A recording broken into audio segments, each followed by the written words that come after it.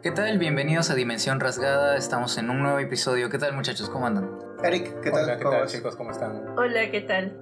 Aquí un poco curioso, yo por lo menos, o creo que todos, sobre el libro que tenemos para este episodio. Es un libro particular del cual estamos saliendo, creo, de nuestra zona de confort. Los cuatro me parece que estamos saliendo. ¿Y cuál es el libro, Maguito? Sí, el día de hoy vamos a leer Maus de Art Spiegelman, o Spiegelman, no sé cómo se pronuncia bien. Y es una novela gráfica de la cual Moni nos va a soltar algunos datos más específicos y nos va a decir más o menos de qué va la historia. Muy bien, Maus, creado por Art Spiegelman, se publicó por entregas entre 1980 y 1991 en la revista Raw, una revista que codirigió el mismo autor junto a su esposa François. Antes de que fuera publicada en un único volumen, se publicó en dos partes. La primera, Mi padre es sangre, historia, y la segunda, Y allí empezaron mis problemas. La historia se desarrolla a partir de las experiencias del propio autor y las entrevistas a su padre, Wladek Spiegelman, en las que narra su vida como judío polaco y superviviente del Holocausto. Maus fue también la primera novela gráfica en ganar un Pulitzer en 1992. Exactamente, un Pulitzer especial, ¿no? que le dieron digamos, en relación a su valor histórico, artístico. No es el Pulitzer que nosotros entendemos, el de novela, ese que clásico, no es ese. Que es solo para libros de literatura. No es ese. No es ese. Es un buen dato porque cuando uno ve, por lo menos en esta edición, y al final vamos a hablar como siempre de las diferentes ediciones que pueden conseguir, dice grande, no, bueno, no tan grande, pero dice al costado, ganadora del premio Pulitzer, ¿no? Pero no te aclara cuál, ¿no? Es un detalle interesante porque lo primero que yo pensé fue que es el Pulitzer que conocemos todos, ¿no? Que es como una excepción, ¿no? Como que el trabajo que realizó Spiegelman es tan, creo, importante que ameritaba que se le hiciera una distinción especial. Y aparte, como que creo que el mismo Spiegelman marca no sé si un antes y un después en lo que se refiere al cómic o la novela gráfica, pero sí como que cambia la perspectiva de cómo tratar a este género, ¿no? del cómic, de la novela gráfica. Como que no se trata solo de superhéroes o de historias así fantásticas. También se pueden contar historias crudas, historias reales, de momentos históricos que nos han marcado. Exacto, además es como mencionas, Maus sí marca un precedente en este género del cómic, ¿no? Porque fue muy criticado el hecho de que quisiera representar un tema tan sensible como el Holocausto en algo que estaba relacionado, como bien mencionas, con algo de entretenimiento, un arte para masas, ¿no? Un consumo para masas, como se le conocía antes. Entonces, muchos críticos no estaban de acuerdo si era correcto tratar de tratar este tema, ¿no? Como se dice en la figura del cómic. Que dicho sea de paso, es un parteaguas para lo que vino después. Después viene Watchmen o vienen otras novelas gráficas que ya consolidan esta especie de subgénero. Y acá viene otro dilema, ¿no? Muy interesante. Subgénero, género, especie de arte, porque el tema de la novela gráfica tiene algunas particularidades que no tiene la narrativa convencional, ¿no? Entonces, ya entrar en esos espacios también me parece interesante, porque lo que hace Maus te dice, ok, puedo ganar yo un Pulitzer y puedo consolidarme como novela gráfica con algunas herramientas de la narrativa que sí se tienen en cuenta, ¿no? Claro, lo que pasa creo que es que la historieta o el cómic o la novela gráfica en sí misma, o sea, creo que ya podemos hablar de que es un arte, por algo también se le llama el noveno arte, ¿no? Pero sin duda tiene una línea narrativa muy fuerte en sus componentes para estructurar historias y crear obras de arte, ¿no? U obras comunicativas. Entonces, sí, hay recursos narrativos y en esta historia específicamente hay varios, no sé cómo llamarlo, pero técnicas narrativas, se mezclan un poco los tiempos, ¿no? Hay una historia del padre, como bien dijo Mónica, de Wladek, pero también el propio Art nos cuenta cómo a él le resulta un poco complicado llevar a la historieta la historia de su padre. La historia está dividida en dos partes, ¿verdad, Mónica? La primera creo que refleja un poco más el tema introductorio, pero a la vez también nos marcan dos cosas. El estilo de dibujo, que es a través de ratones, y es antropomórfico porque los ratones hablan, se comunican. Y la segunda parte, que como bien dice el título, y aquí comenzaron mis problemas, como mencionó Mónica, es un poco más cruda, pero yo la veo más humana. Y creo que es uno de los grandes aciertos de Maus, porque en su narrativa no te cuenta el holocausto como a veces se endulcora normalmente, y bueno, los sobrevivientes pasaron por estas cosas terribles, pero lo que hace Maus es te dice, no, teníamos estos problemas, no, habían esto al inicio, hasta los mismos judíos tenían curiosidad de qué estaba pasando afuera y se ocultaban, pero tenían la curiosidad de qué nos va a pasar, qué va a venir después, y esa incertidumbre se muestra en la primera parte. Está bien dividido, creo, a nivel de estructura de la primera y segunda parte. Sí, y creo que lo interesante además de Maus es que quien cuenta la historia lógicamente no es la de aquel padre, ¿no? Sino es el mismo Art o Arthur, ¿no? Que es su nombre completo. Y nosotros podemos empatizar más con Art que con el padre, porque lógicamente no hemos experimentado algo que se le pueda comparar al holocausto. En cambio, Art, como hijo de un sobreviviente del holocausto, está igual como nosotros lleno de dudas que se las plantea a su papá, incluso en otros trabajos previos a Maus. Trata de este tema un poco más a profundo, o sea, desde el punto de su ignorancia, ¿no? Y este hecho de que se represente los personajes como animales, ¿no? Con características antropomorfas, que tiene un sentido de fábula, ese de repente hace que no sé si se le reste un poco de hierro al asunto, o no sé qué opinan ustedes. En mi caso, yo cuando estaba viendo la ilustración me iba preguntando ¿por qué? Porque el que escribe, o en este caso grafica y escribe o crea la novela, tiene que tener claro por qué hace algunas cosas, por qué elige algunas cosas. Y en un momento se menciona en la novela esto del ratón de Mickey Mouse, de Disney, ¿no? Entonces empieza a decir su padre, creo que le dice algo así como: vas a ser tan famoso como este tal...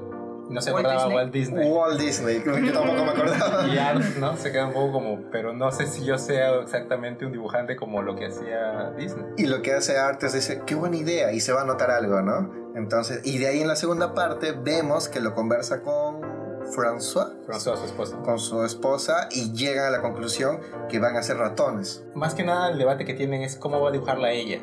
Porque ya había publicado la primera parte con todo, como que ya había decidido que iban a ser ratones, ¿no? Porque ya había salido la primera parte. Pero, ¿cuál era el sentido de que sean ratones? Yo creo que es por el hecho de que tenían que vivir escondidos, ¿no? O sea, era un tema de que esta ideología, ¿no? Promovida por Hitler, era darles caza, ¿no? Porque no eran incluso considerados como un humano que mereciera los mismos derechos que los arios, por ejemplo, ¿no? Entonces este hecho de tener que estar siempre sobreviviendo o de ser tratados como una plaga, creo que por eso fue que, no sé, esa es la idea que yo al menos he manejado, ¿no? en el tema de este cómic. Claro, el tratamiento que se le da también a la misma figura del animal, ¿no? Que tienen que estar... ¿Qué era lo que les hacían, no? El exterminio. Y cuando hay plagas así, uno busca eliminarlas. Digamos que el tratamiento que se les daba era como si fueran efectivamente ratas, ¿no? Que era como si fuera algo que la sociedad tiene que eliminar. Qué fuerte eso. Y los nazis son gatos, ¿verdad? Son gatos, justamente porque son los que los tratan de cazar, ¿no? Como dijo Moni. Y también hay cerdos, si no me equivoco. Los polacos. Es curioso porque yo me percaté en el epígrafe, si no me equivoco, ¿verdad? Que está al inicio. Claro. Y dice, el epígrafe dice, sin duda los judíos son una raza, pero no humana, Adolf Hitler. Entonces, ya por ahí también te marca un poco por qué están dibujados de esa manera, ¿no? Exactamente. Yo creo que, como habían comentado, chicos, o sea, tiene también que ver con los propios recursos visuales de los que utiliza Art, el autor, para transmitir, ¿no? esta historia y darle más significancia, por así decirlo, a lo que comentan, esta persecución, este holocausto, ¿no? Donde realmente, desde la mirada de los alemanes del nacionalsocialismo, eran unos seres que querían exterminar, ¿no? Claro, y en ese sentido el hecho de que Art lo visualice de esta manera, ¿no? Con seres antropomorfos, no creo que sea algo, regresando a la pregunta inicial, no creo que sea algo que reste al impacto que igual tiene la historia, sino que es como una visión distinta y de poder abordar el tema, ¿no? Así como dijo Moni también, abordarlo desde la perspectiva de alguien que no ha vivido el holocausto, pero que intenta de alguna vía, no sé si entenderlo, pero que es un punto de partida también para un tema más personal, que es la relación con su padre. Que también se desarrolla en la historia. Ajá, y es loco porque claro, no estamos viendo a Vlade como un sobreviviente, como enteramente en una posición de víctima, sino que vemos a este padre desde todas sus aristas o desde toda su complejidad como ser humano, ¿no? Entonces ahí podemos ver que es una persona como todos nosotros, que tenemos defectos, que tenemos problemas, y que lamentablemente ha tenido que pasar por este momento o ha tenido que pasar estas circunstancias, ¿no? O sea, es doloroso igual. No estamos hablando de poner a alguien solo con este perfil de víctima, ¿no? Estamos hablando de un ser humano complejo que atraviesa esta circunstancia atroz. A mí me gusta mucho la idea de que hay dos narrativas, ¿no? La primera está de la historia, dos narrativas claras, porque hay varias en realidad, porque los personajes se desarrollan muy bien y el desarrollo del personaje lo tiene bien estructurado, pero las dos narrativas claras está la historia de el padre con su madre como sobrevivientes, la primera, la que supuestamente vende el libro, pero la que me parece que está por debajo y que es interesantísima, la relación padre-hijo, ¿no? Y las secuelas que deja ser hijo de un sobreviviente del Holocausto. Esta unida a las consecuencias de la ausencia de ¿qué? De las figuras, de la figura materna, ¿no? Y dicho sea de paso, mencionaba Moni esta idea de si aumenta o disminuye la fuerza.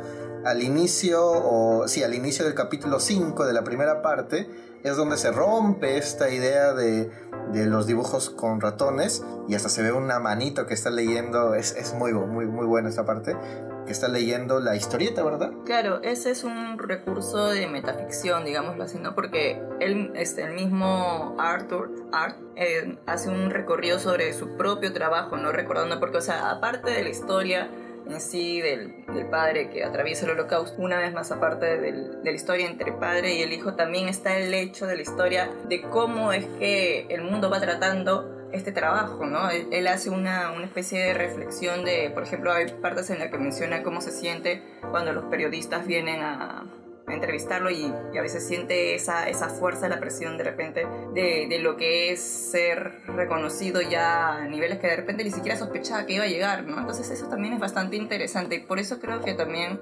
menciona a muchas personas que es un trabajo que no tiene precedentes, ¿no? Y porque, como bien mencionaron ustedes, recurre a muchos recursos narrativos, ¿no? Hay 3 ejes en lo que viene a ser la historia, el juego de tiempos, como bien mencionó Eric. Flashback también. El flashback, ¿no? Que los flashbacks parecen que son parte de la historieta gráfica o del cómic, pero aquí están utilizados para un cambio interesante del conflicto que tiene el hijo con el padre a la historia del padre sobreviviendo, ¿no? Y que hay un tema psicológico interesantísimo que también se plasma en el mismo libro cuando el personaje principal, Art, va al psicólogo, ¿verdad? Atormentado por todo esto. Y además, Eric, estabas comentando esta idea de la narrativa ya en futuro. Ah, claro, justamente con esa parte en la que comentas, ¿no? El propio Art está narrando ya cuando... En la segunda parte. En la segunda parte, o sea, digamos, claro, tenemos la historia de su padre, tenemos la historia de él hablando con su padre, pero también en esta parte específicamente, él está haciendo el cómic después del fallecimiento de su padre, ¿no? Y ya es como, está escuchando las grabaciones que le hizo, y ya es como un tercer nivel, por así decirlo, ¿no? de temporalidad, ¿no?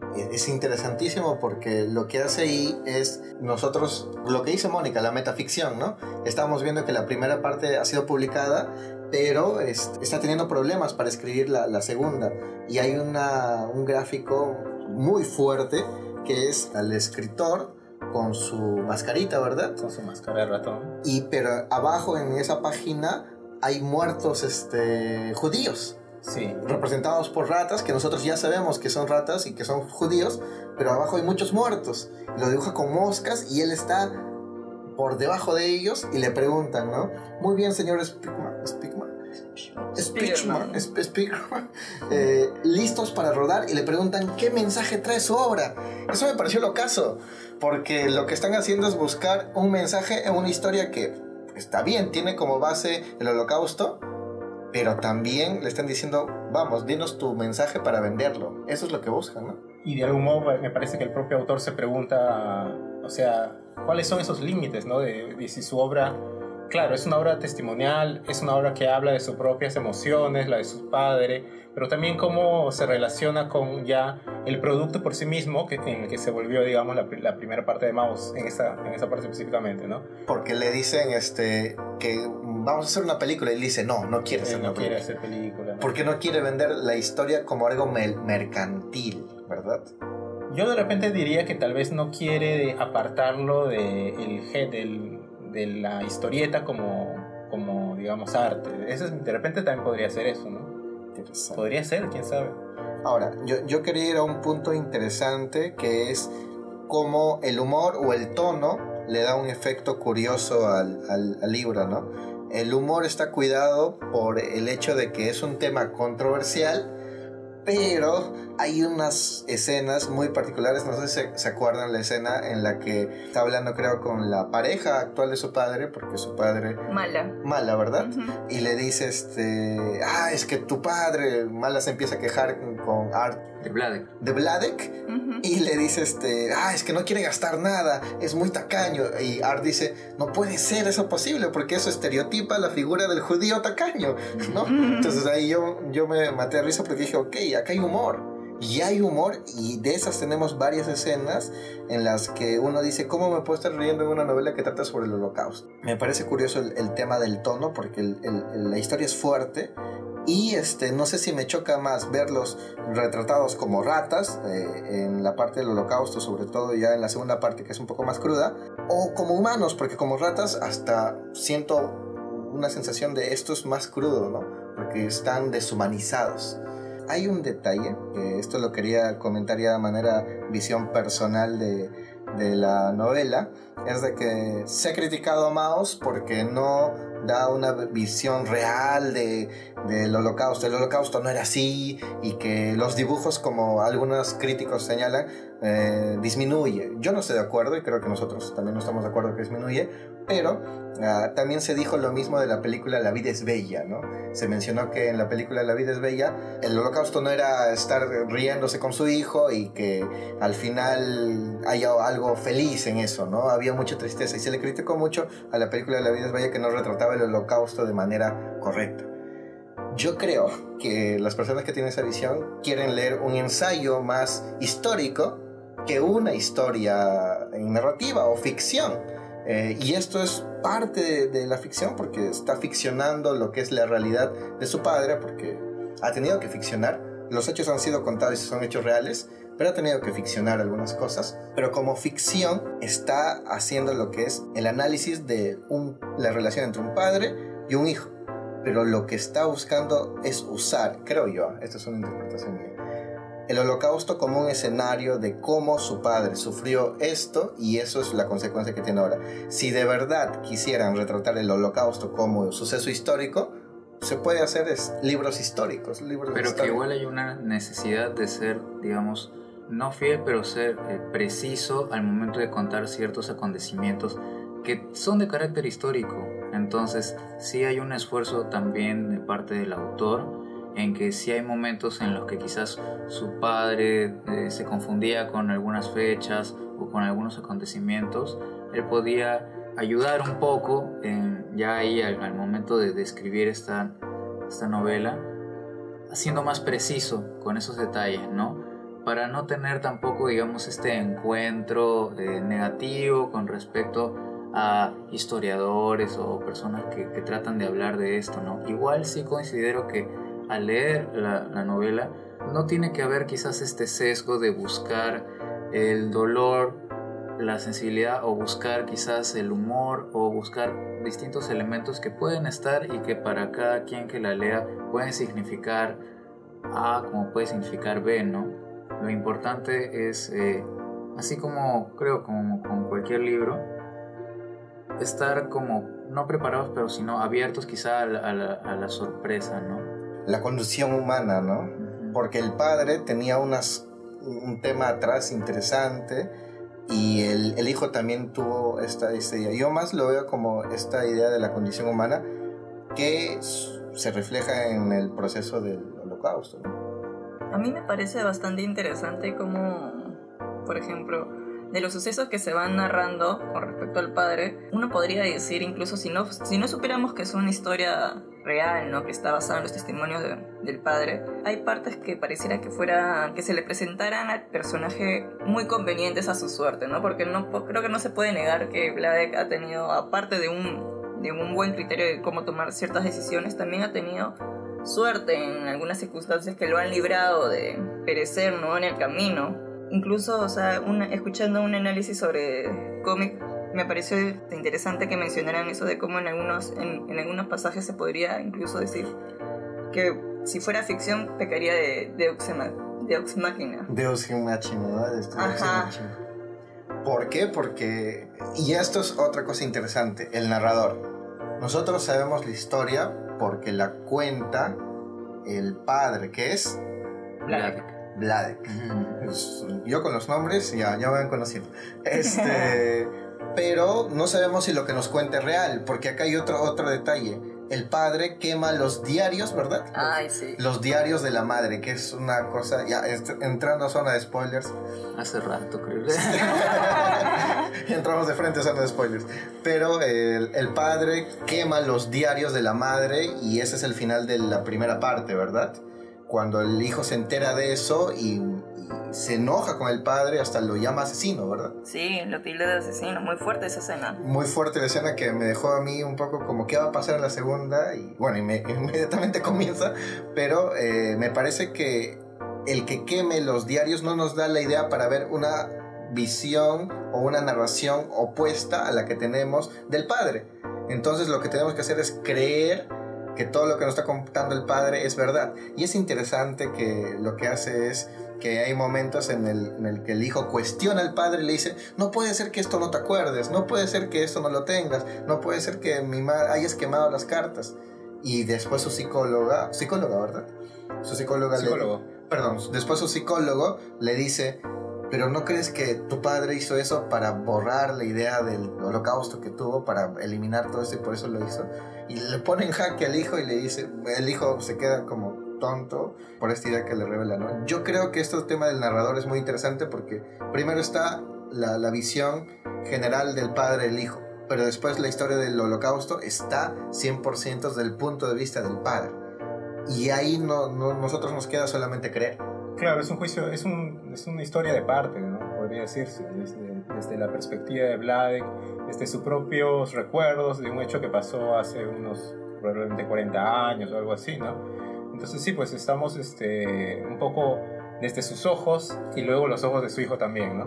Me parece también interesante, Cristian, que la primera parte, claro, acaba, digamos, en el plano de la historia de Arlt, con eso que comentas, pero en el plano de Vladek es cuando es el punto límite en el que ya entran a Auschwitz, ¿no? O sea, ya son llevados a ese lugar al que no querían ir todo ese tiempo. A los campos de concentración. A los campos de concentración que estaban tratando de evadir, ¿no? Y que todo el primer libro nos narra un poco las peripecias de Vladek y de su esposa para librarse de ese lugar que ya parecía la condena final, ¿no? Que parecía que si llegabas a Auschwitz, tus posibilidades de sobrevivir iban a ser muy, muy mínimas, ¿no? Y realmente eran mínimas, pero como dicen un poco, Vladek tuvo suerte y su propio criterio, y también la madre de Art, ¿no? Que también sobrevivió a Auschwitz. A mí me pareció bien, o sea, sabiendo los antecedentes de la madre, porque la madre tiene unos antecedentes de salud emocional, ¿no? Bastante fuertes, que se ve incluso antes de que todo esto explotara. O sea, el hecho de que pudiera sobrevivir también hasta que luego a ella le tocó tomar sus propias decisiones. Siempre con los spoilers contenidos. Sí, con los spoilers contenidos, ¿no? Bueno, o sea, en sí, o sea, me pareció muy, muy fuerte, o sea, como una persona con estos precedentes, ¿no? De una salud emocional un poco endeble, digámoslo así, pudiera sobrevivir, ¿no? Fuera de que hay muchos personajes que aparecen en la novela y de ahí desaparecen por el tema del holocausto, pero me parece un poco fuerte cómo es el trauma de los sobrevivientes. El trauma de los sobrevivientes es algo muy, muy, muy fuerte. Y se ve en la madre, sobre todo, de esta parte que los invitamos a leer, pero que es bien desgarradora, cómo en ella los efectos del holocausto explotan en un momento, ¿no? Y en el padre es como un efecto más lento, pero que está presente en su actitud, en su forma de tratar a su hijo, ¿no? Es muy tacaño, cuida mucho sus cosas, él no quiere gastar dinero, que quiere reparar cualquier cosita, se malogra algo y él lo quiere reparar, sí, ¿no? Incluso hay una parte en la que menciona el tema de la comida, ¿no? Donde el propio Art comenta en la mesa junto con Male y su padre, ¿no? De que su papá siempre lo obligaba a comer las sobras, nunca lo dejaba dejar nada, y que si dejaba algo, las sobras luego se las calentaba para que se las acabaran, ¿no? Entonces, justo eso es algo muy fuerte, ¿no? Que es una especie de vestigio de lo que deja el trauma, el tema del holocausto, donde la comida era un tema que escaseaba por montones, más allá de la ropa, la salud y todo lo demás. Y que su mamá, a pesar de que ser igual de superviviente, ella lo que hacía era botar la comida escondidas y darle algo más de comer al niño, ¿no? Es el proceso de trauma y cómo procesa ese trauma que cada sobreviviente lleva. No todos es igual. El padre tenía este tema de los zapatos, también se recuerda en la segunda parte, que los zapatos le quedaban muy grandes y se alegró muchísimo cuando pudo conseguir algo parecido a unos zapatos cómodos, ¿no? Sí, exactamente. Creo que lo que comentas, Cristian, tiene que ver con cómo cada persona digamos, tiene su propia manera de enfrentar una situación tan dramática como fue la persecución de los judíos, ¿no? Así que, claro, nosotros nos acercamos a Vladek más que nada y de algún modo, pues a veces lo entendemos, a veces nos parece que puede ser que está gastando mucha energía tratando de ahorrar unos cuantos centavos, ¿no?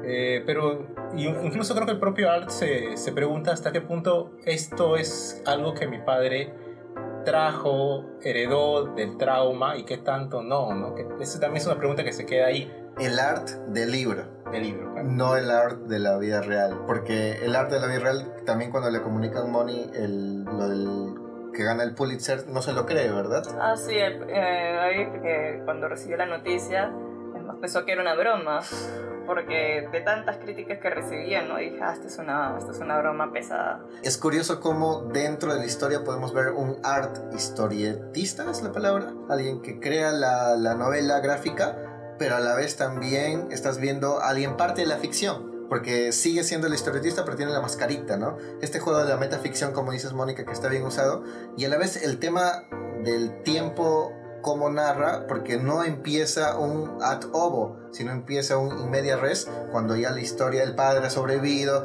el hijo está queriendo narrar su historia y ya sabemos todo, y lo que hacemos es retroceder en la historia para empezar a ver cómo su padre conoció a su madre, cómo se enamoraron, y retrocede, ¿verdad? El orden también es interesante porque en el medio te dice, bueno, y ya estamos en zona de spoilers, como dice Maguito, hace rato hemos entrado a zona de spoilers, y nos dice cómo murió su madre, pero eso no lo dice al final, lo dice en la mitad de la historia. En la mitad de la historia te das cuenta, bueno, mi madre murió por esto, lo otro, ¿no? Y después también al inicio de la segunda parte dice, bueno, mi padre sufrió un ataque al corazón, creo, ¿no? Sí, estamos ante una obra que logra romper con este tipo de solemnidad que se puede tener frente a un tema así de fuerte, pero que no minimiza las repercusiones que hubo. Te habla de una realidad basada en la subjetividad de la vivencia, ¿no? Entonces creo que eso es también lo que hace que con este tipo de novelas tú puedas adentrarte realmente, y momentos en los que, no sé, es inevitable no tener, digamos, o percibir la sensibilidad, o incluso llorar hasta a veces en algunos pasajes en algunas viñetas que se presentan, porque tanto en lo que se escribe como en lo que está dibujado hay una expresión muy fuerte, creo, de esta realidad subjetiva. Yo creo que en Maus se ve mucho cómo se acerca a los personajes en sí mismos, y me parece también que Vladek en algún momento lo vemos ayudando a otros judíos. O sea, aunque la situación es muy difícil para él, tiene familia que ha llegado también con él a esa situación, o encuentra amigos, ¿no? Y no deja, creo yo, o sea, nunca deja de lado ese aspecto humano que hace que quiera seguir siempre sobreviviendo a esa situación horrible y dándose cuenta de que es pues una situación en la que están en el límite, ¿no? Y que no tendría por qué dejar de conmoverse, a diferencia de sus enemigos, podría decirse, con el dolor de sus semejantes, de las otras personas que también están sufriendo, ¿no? Humano versión rata. Podría ser. Un humano versión rata que creo que lo hace muy bien. Yo quería ir con un detalle que me llamó la atención y que es este tema del final, que el final es más en el increscendo, le llaman, ¿no? Que es, tenemos el desenlace de la historia del padre al final, pero lo que pasa con el hijo y lo que pasa con la historia no es el desenlace clásico de una gran sorpresa y va bajando. Las sorpresas ya no nos quedan, es más nosotros querer acabar la historia del padre y el hijo, sobre todo la historia que tiene el padre, pero sabemos cuál es el desenlace del padre. El padre se va a morir de un infarto. Sabemos el desenlace que tuvo la madre, que ya se ha contado. Sabemos la relación que tiene el hijo creador de la historia. Y también sabemos que al padre, Mala, ¿verdad, Moni? Mala. La esposa. Ajá. Mala te lo abandona y le roba dinero, si no me equivoco, ¿verdad? Ahí hay como que, o sea, tenían dinero en común, pero igual como que siempre era tanta caña, entonces... Hay una zona gris. Hay una zona gris. Es un robo, ¿no? Es como lo que le correspondía. Ya cada uno juzga. El lector juzgará. También sabemos qué desenlace tiene esa relación. Sabemos todo lo que va a suceder. Pero eso no es lo importante para la historia. Lo importante para la historia es cómo termina esa relación. Y a mí me parece muy muy curioso el final. Y acá justo lo mencionábamos. Aparece la foto. Y aparece también la foto en la primera parte de el hijo historietista con su madre. Pero la foto real, no la foto dibujo ni la foto ratoncito, sino la foto real. Y acá al final también vemos la foto del padre, ¿verdad? Casi en las últimas páginas vemos la foto del padre. Entonces, estos detalles, y después que haya un tema de una pseudo reconciliación, no sé cómo llamarlo, una especie de cierre curioso a la historia y que termine con la tumba del padre de Vladek junto a su amada esposa Anja, que qué bárbaro, cómo extrañaba a su esposa ese hombre.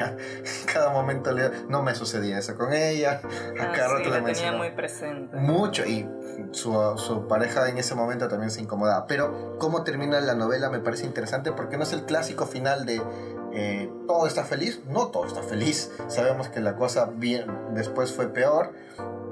Y no todo está bien porque las consecuencias de lo vivido lo tiene el hijo. Me parece ese tema de la realidad muy fuerte. Entonces, me parece un buen cierre. Sí, a mí también me gustó mucho el cierre porque lógicamente esta es una historia tanto biográfica como autobiográfica, ¿no? O sea, biográfica por el lado del padre y autobiográfica por el lado del propio Art. Entonces, lógicamente, como tiene esta caracterización de que es algo testimonial, algo real, no tiene un cierre de repente así como que típico de las historias de ficción, ¿no? Sino que una apertura a lo que vendría a ser de repente más bien un cierre psicológico, ¿no? De la relación afectiva, que de repente fue uno de los incentivos, ¿no? Para que el autor creara este libro, ¿no? De repente queriendo entender las vivencias de su propio padre, podría entender cómo podía mejorar la relación entre ellos dos, ¿no? Porque tenían una relación complicada, eso se nota desde la primera página. Entonces creo que es más bien un cierre simbólico que un cierre de historia tal cual. Y cómo también eso le repercute en su hijo, porque tuvo un hijo este artista, ¿verdad? Con François, claro, y lo dice en la segunda parte, ¿no? Sí. Es interesante cómo el tema generacional también aporta. Moni, tú tienes una edición para hablarles un poquito de la edición a nuestros oyentes, que es de Random House, ¿verdad? Así es, como se dice, tapa rústica, ¿no? Ajá. Es bastante... La edición más popular creo que está en compra. Sí, creo que también es la más económica, si no me equivoco. Y la más fácil de adquirir también a nivel de librerías, ¿no? Ajá. Es la edición de Moss, pero también tenemos otra versión, una edición que tienes, Maguito, por favor, cuéntanos. Sí, esta versión que tengo es en tapa dura y fue impresa en España. Bueno, algunas diferencias son que, claro, hay algunos ¿cómo se dice? Gentilicios son, o ¿cómo se le dice? Modismos. Claro, modismos Ajá. españoles al momento de algunas jergas o algunas expresiones especiales, ¿no? Pero el papel couché, dámelo siempre. ¿Ah? Ah, sí. Es hermoso eso el papel couché. Pero no estoy seguro si es que después el mismo Art Spiegelman sacó una versión donde él responde ciertas preguntas Sí. que la gente siempre le hace acerca de Maus, ¿no? Acerca de este libro. Entonces se sacó una versión donde responde estas preguntas para que dejen de preguntarle cosas sobre el libro. Con una versión extendida con respuestas de mouse. Yo, Claro. yo he leído, o sea, he visto un libro por ahí que se llama Metamaus. Ajá, Ese ese. ajá. Entonces si es que lo pueden conseguir Metamaus, mucho Ah, sí. mejor. El Sí. multiverso de mouse. Y este es de Mondadori, ¿verdad, Maguito? Ajá, sí. Es de Mondadori. Entonces tenemos dos versiones de la Random House Mondadori. Entonces pueden conseguir esta versión tapadura Mondadori, si es que la encuentran. Igual me parece que está ahí un poco buscada. O la de Mónica Random House. Impreso en Perú. Ah, sí. Dime. Era la versión de mouse ¿Metemos? Metamouse, ¿verdad? Es la que mencionaba. Para los que quieren ahondar un poco más. Ajá. Ah, sí. Entonces, chicos, me parece que eso sería todo. Maguito, ¿nos pueden seguir en todas las redes? Sí, por supuesto, los animamos a que sigan nuestro proyecto aquí en Spotify, nos pueden ver también por YouTube y subimos uno que otro contenido por Instagram. Y en Facebook también. Ajá. Eso sería todo, chicos, por ahora. Sí, eso sería todo. Muchísimas gracias por escucharnos. Nos vemos la próxima con Kerik, por favor, con un libro que te encante de un autor que Uy. tú eres... Con el Nobel. Ajá. que Con tú un admiras Nobel. mucho. Esta vez hemos hablado de un Pulitzer y ahora vamos a hablar de un Nobel de literatura. Ajá. Uy. Nada menos que con su primera novela, La ciudad Ah. y los perros, que ya tiene casi 60 años. Y creo que es el momento de que las redes nos funen. ¿Por qué? Porque va a venir el amado y odiado Mario Vargas Llosa. Así que los invitamos a ser parte de la polémica del próximo programa, porque va a haber debate, ¿verdad, Eric? Por lo menos nosotros dos, creo. Estamos Ah, sí, eran como perros y gatos. como mouse, Como mouse. como mouse, De ratones a perros ahora. de ratones a perros. Así que nos vemos. Chao. Chao. Chao. Transmisión finalizada. Muy bien. Yo creo que mouse se refiere a Mickey Mouse. Cállate, oye. Mouse No sé, debe no- ser, debe ser alemán, ¿no? ¿Qué será? No Es sé. Sí, alemán, esa sí, es sí. en alemán. Es un Mickey Mouse alemán. Es Cállate. ratones. No sé. Ratones en alemán, seguro. ¿No? ¿Cómo se dice ratón en alemán? Yo supongo que es mouse. Es Sí, mouse, es mouse. claro, En sí, sí. algún punto lo mencionan.